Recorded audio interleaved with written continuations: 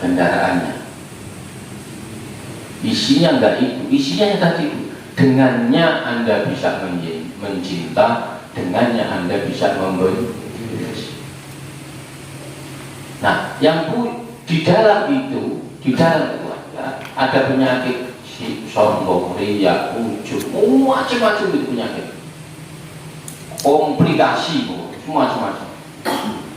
Kalau menurut Kiai Said Agil itu ada 13 penyakit yang bersarang di hati, macam-macam.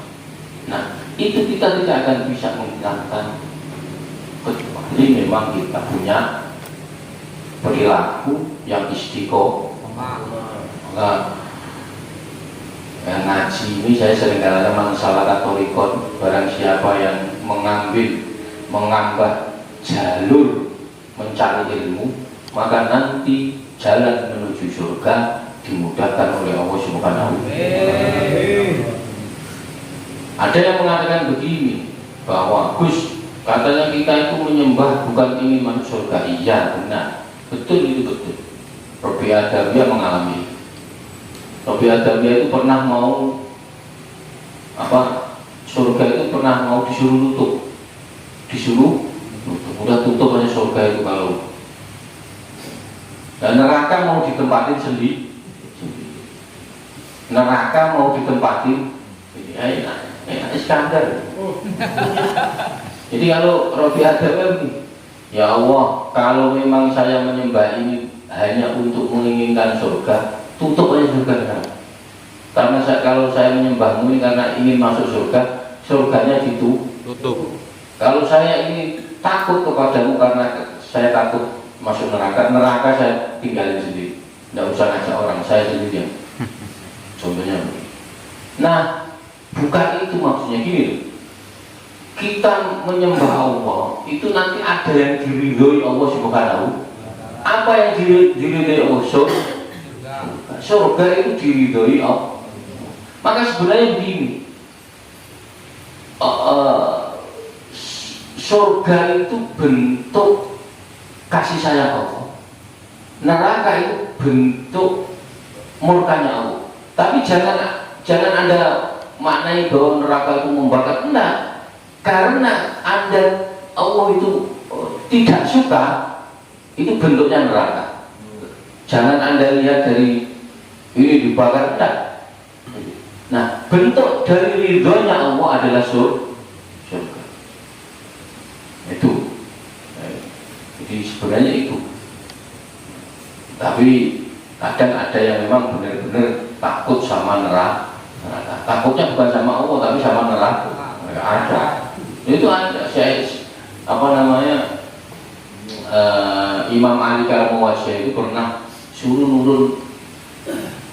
menurunkan orang yang lagi khutbah ittaqullah, itu lagi khutbah, itu ceramah khutbah Jumat. Kalau sekarang ya berantem kalau sampai menurunkan ya. Lagi khutbah itu turun pasti berat. Nah, Sayyidina Ali itu pernah ketika ada khutbah bicara ngomong nanti masuk neraka, semua jemaah nangis karena takut. Nah, terus disamperin saya, hei turun kan? Kalau sekarang berantem pasti. Ada khotib disuruh tuh pasti berantem. Itu Sayyidina Ali pernah turun kan? Kalau begini caramu, orang-orang ini bukan takut Allah tapi takut neraka. Karena takut nanti sampai di neraka, di sate, di mana. Jadi sampai seluruh jamaah nangis ketakutan sama Sayyidina Ali. Nah, ini ada syaratnya. Siapa tahu nanti Syarif mau menurunkan ada syaratnya. Boleh. Berapa mobil dulu ya? Tapi yang di mimbarnya yang ya.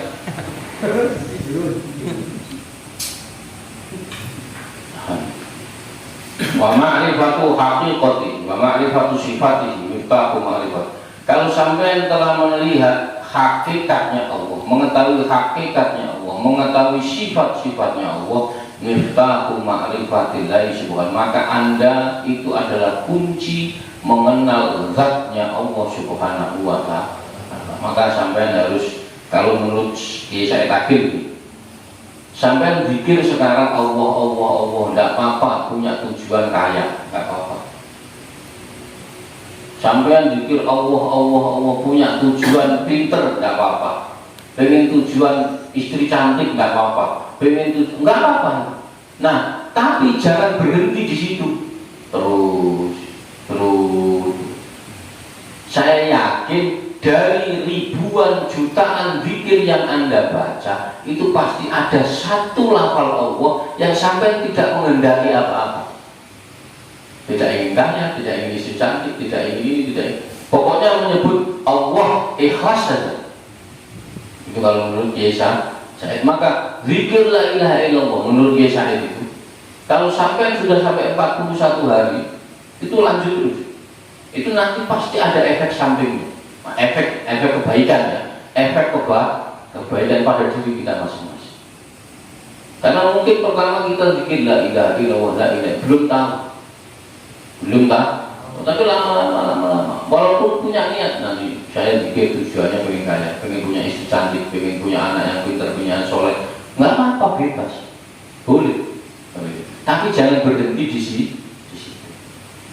Ya, kalau sudah ma'rifatul hakikat, kalau Anda sudah mengenal hakikat Allah, mengenal sifat-sifatnya Allah, itu adalah pintu untuk mengenal zatnya Allah subhanahu wa ta'ala. Fa'alaika bimujahadah, dengan cara mujahadah. Mujahadah itu artinya bersungguh-sungguh untuk ingin mengenal, maka sholatnya benar 5 waktu, kalau bisa jamaah, ditambah tahajud, ditambah duha, ditambah sedekah, itu namanya mujahadah sungguh, tambah istighfar, ditambah sholawat, ditambah la ilaha illallah. Itu namanya kita punya namanya mujahad, bersungguh-sungguh ingin mengenal. Tetapi juga tidak fokus pada yang seperti itu toh. Apa Gus?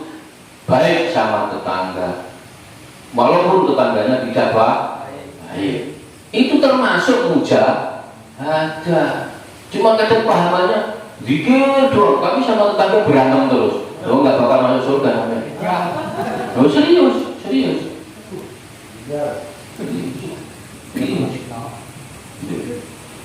Oh zikir terus berantem sama istri. Kenapa ya nggak mau kerja?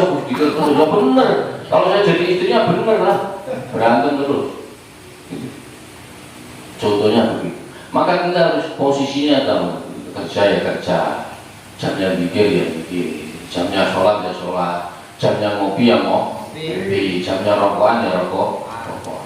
Enggak, sholat ya ngopi, zikir ya ngopi, semua ngopi terus. Ya nggak begitulah bro. Iya ada waktunya lah. Gitu. Ngopi ya ngopi, nggak dilarang kok ngopi. Nah juga kadang-kadang kebalikan. Jamnya ngopi sholat, jamnya kumpul istri sholat, jamnya silaturahmi sholat, jamnya ngaji sholat. Apa-apaan? Tadi Nabi nggak mengajarkan seperti itu. Gitu. Contohnya begitu. Maka kita harus tahu porsinya. Maka orang yang tahu makom, tahu posisi, itu dia bisa memposisikan dirinya. Nah ini tambah ruwet lagi, ini lama ini ya. Ini harus kursus lama ini ya. Nah ini segala dipikir, semua didengerin. Pokoknya intinya gini loh ya, ngaji itu bismillah, niatnya ingin tambah dekat kepada Allah, itu aja udah. Sudah itu aja. Saya sering katakan ya, ngaji itu adalah tujuannya mencari kesalahan diri. Setelah itu tahu salahnya, memperbaiki pelan-pelan. Setelah Anda sudah pelan-pelan memperbaiki, bisa istiqomah, ajarkan ke orang yang terdekat. Siapa? Anak, istri. Itu dibilang tujuannya. Oh enggak, makanya kayak saya ini dikira gampang. Saya ini dosanya 2 loh Pak kalau salah. Loh iya, saya ini ngomong ngajak sampean bersedekah, saya tidak pernah sedekah, dosanya double. Saya ngajak sholat, saya tidak pernah sholat. Saya ngajak baik, saya tidak pernah baik. Dosa saya ini double banget. Maka udah jangan jadi kiai berat. Udah biar saya saja. Berat, loh serius saya ngomong serius. Ini serius saya. Berat. Saya ngomong nih, Pak RT, Pak RW sholat, anak saya tidak sholat. Double Pak. Saya ngomong Pak RW sholat, istri saya tidak sholat. Double. Apalagi saya yang tidak sholat. Coba, gak berat bagaimana? Loh ini kalau gak terpaksa saya gak mau sebenarnya. Ya jujur, serius. Ya serius. Ini kan sudah terpaksa. Gimana mau disuruh? Loh kalau saya nggak diperintah saya nggak seperti ini. Karena ini perintah ya sudah, bukan la qaula wala. Berat jadi kiai, jadi ustaz itu berat. Gini loh, kalau yang salah syarif, contoh, syarif nyium perempuan, itu pasti wah biasa, syarif itu pasti gitu.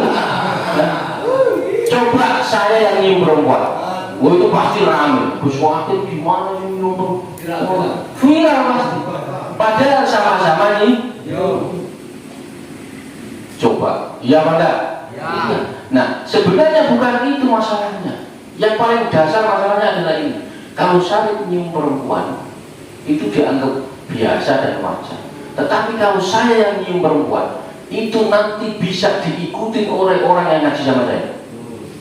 Gus Wakil aja nyium perempuan, saya jalan. Gitu, manujang, ya. Itu nanti begitu semua. Nah itu bahaya. Itu yang bahaya. Bukan kok kesalahan saya. Kalau kesalahan saya nyium orang. Tetapi yang paling bahaya adalah perilaku saya ditiru oleh orang bahaya. Makanya sudah jangan jadi kiai. Sudah begitu aja. Jangan punya cita-cita jadi kiai. Ya sudah berat. Nanti hisabnya double. Saya sering katakan punya ilmu itu ya dihisab, goblok juga dihisab. Repot. Punya ilmunya dibuat apa, ngajarin apa, dihisab. Kaya dihisab, miskin juga dihisab. Itu bukti kalau di dunia itu nggak ada yang enak. Nah pertanyaannya, Syarif kok betah di dunia? Nah, makanya ya sudah, ini pokoknya kita tahu, pokoknya intinya ngaji niatnya taruh kita dekatkan diri kita kepada Allah Subhanahu wa Ta'ala. Kalau kadang orang ngaji itu serius, takut-takutin neraka aja. Lama-lama kok saya ngaji kok tambah takut, besok nggak bisa ngaji kan? Kalau model-model Syarif kan begitu, nggak sholat neraka, ngaji kok neraka terus besok enggak. Nanti kalau saya enggak, maka kita ini enggak punya amalan yang macam sholat kita ini yang biasa-biasa, sedekah kita yang biasa-biasa, apa itu biasanya. Tapi pokoknya yang penting kita berusaha untuk baik. Maka saya ngomong, Imam Syafi'i dahulu begitu. Kalau sampai sudah benar jalan menuju Allah, kalau bisa lari. Kalau nggak bisa lari, merangkak atau jalan pelan. Kalau jalan pelan nggak bisa merangkak. Kalau nggak bisa merangkak, ngesot. Tapi jangan berpaling dari jalan menuju Allah Subhanahu wa Ta'ala. Maka saya sering katakan, kita ini masuk surga itu jalurnya ampunan. Ya itu aja. Mau ngandelin amal apa? Saya hitung-hitungan kalau tidak percaya. Ya. Umur 60 tahun seumpama nanti ini Syarif umur 60 tahun, kontraknya tekennya 60 tahun. Mau nanya, umur 60 tahun Syarif kira-kira sehari tidur berapa jam? 7 jam. 24 jam dikurangi 7 tinggal berapa? Separuhnya, hampir separuhnya, 40 tahun. Nah, terus dihitung itu, ternyata kita sholat itu cuma 1,5 tahun.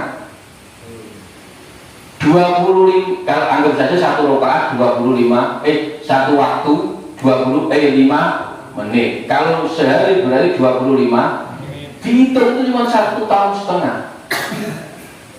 Pertanyaannya adalah sehari 1,5 tahun itu saja masih ada yang tidak sholat, ada yang tidak sholat, ada yang ketiduran, ada yang kontok, ada yang macam-macam. Nah gitu sama Allah, minta ditukar surganya kholidina fiha abadan selama. Dulu sholat hitung-hitungan ibadah cuma 1,5 tahun kok minta tukeran surga sampai lu itu model apa? Lu sak menang kodar itu, ayo hitung-hitungan. Walaupun menang kodar, ayo dihitung, ayo dihitung. Lu sholat cuma 1,5 tahun, minta surga selama-lamanya. Lu hitung-hitungan, coba. Nah, malah kita itu masuk surga, bismillah jalur ampunan, sudah. Kita yakin Allah itu Rahman Rahim. Maka jangan suka nyanyi begini deh, takdir memang kejam, kan ada yang begitu. Ada lagi yang ini, apa namanya, Allah itu tidak adil. Dulu Allah kalau sama kita adil, malah kita yang bingung, bingung. Kalau Allah turun kepada kita dengan maha adil, itu kita diajak hitung-hitungan. Salib, kamu tak kasih kaki satu ditukar dengan 1000 rakaat. Kalau 2 berarti 2000 rakaat. Tak kasih mata satu ditukar dengan 10.000 rakaat. Tombok kita ini Pak. Nombok kita ini malah. Ya udah berarti saya tidak usah kasih kaki, tidak usah kasih mata, tidak usah kasih. Begitu pasti mintanya. Karena faktanya tidak kuat. Faktanya tidak kuat. Maka bismillah kita ini semoga dosa-dosa kita diampuni oleh Allah Subhanahu wa taala. Hatta tabi'anahu jawharu azizun min jinsin jawhar malaikat wa asru min hadratil ilahiyah min dzalika maka ja'a wa ila dzalika maka yaudu. Tempat nanti itu sudah kita akan kembali, inna lillahi wa inna ilaihi, tempat kembali kepada Allah Subhanahu wa taala sudah selesai. Allah itu punya sifat fa'alul lima yurid, dia akan selalu mencipta. Maka jangan Anda kira nanti kalau sudah selesai itu sudah tidak ada ciptaan. Maksudnya sudah selesai itu seumpama kita nanti kumpul di surga semua, amin. Allah itu tetap fa'alul lima yurid. Bukan kok begini, Allah itu jadi Tuhan kalau di dunia aja, nanti di akhirat tidak jadi itu. Lo ngawur aja kamu. Nah, iya di akhirat tetap jadi Tuhan.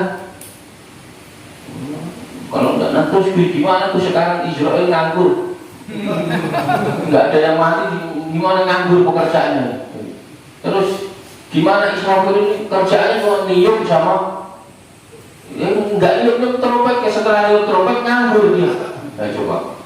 Enggak, Allah itu fa'alun lima yurid, dia selalu bekerja, terlalu menciptakan. Maka sekarang ini setiap detik, setiap menit pasti Allah menciptakan makhluk baru. Nah, cuma kita tidak tahu. Salah satunya corona. Cuma kita tidak tahu. Allah fa'alun lima yurid, dia menciptakan yang dia kehendaki. Walaupun nanti itu tetap itu tapi sama tidak usah mikir nanti, sekarang aja gak jelas mikir nanti ya. Faslun ya ada faslun amma su'aluka wa wallahu a'lam bishawab. Semoga bermanfaat, kurang lebihnya saya mohon maaf. Wallahul muwaffiq ila aqwamit thoriq. Wassalamualaikum warahmatullahi wabarakatuh.